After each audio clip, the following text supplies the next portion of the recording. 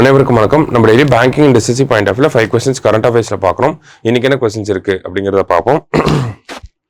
So first question பார்த்தீங்கன்னா, which among the following best describes Bhargavastra recently seen in the news அப்படின்னு சொல்லி கேட்டிருக்காங்க.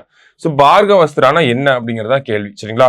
So it is a micro missile system அப்படிங்கிறதா correct answer. Economic explosives limited அப்படிங்கிற அவங்க தான் இந்த மைக்ரோ மிசைல் சிஸ்டமான பார்கவஸ்திரா அப்படிங்கிறத ரெடி பண்ணியிருக்காங்க, சரிங்களா? ஸோ பார்கவஸ்திரா அப்படிங்கிறது பார்த்தோன்னா இதோட ரேஞ்ச் வந்து 2.5 கிலோமீட்டர். அதாவது சின்ன சின்ன ட்ரோன்ஸ் இந்த மாதிரியான விஷயங்கள்லாம் இருக்கு இல்லையா?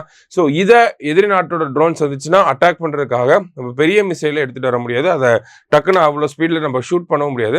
ஸோ அதை ட்ராக் பண்ணி அட்டாக் பண்ணுறதுக்காக தான் இந்த மைக்ரோ மிசைல் சிஸ்டம் அப்படிங்கிறத டெவலப் பண்ணியிருக்காங்க, சரியா? அடுத்ததா,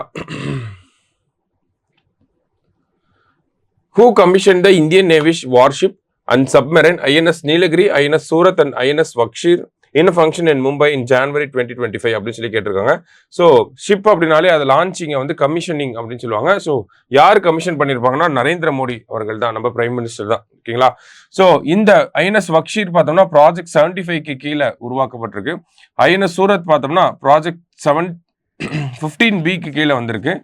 ஐஎன்எஸ் நீலகிரி பார்த்தோம்னா ப்ராஜெக்ட் 17Aக்கு கீழே வந்திருக்கு, சரியா? ஸோ இந்த ப்ராஜெக்ட் இந்த கோட் நேம்ஸையும் நல்லா நோட் பண்ணி வச்சுக்கோங்க, சரியா?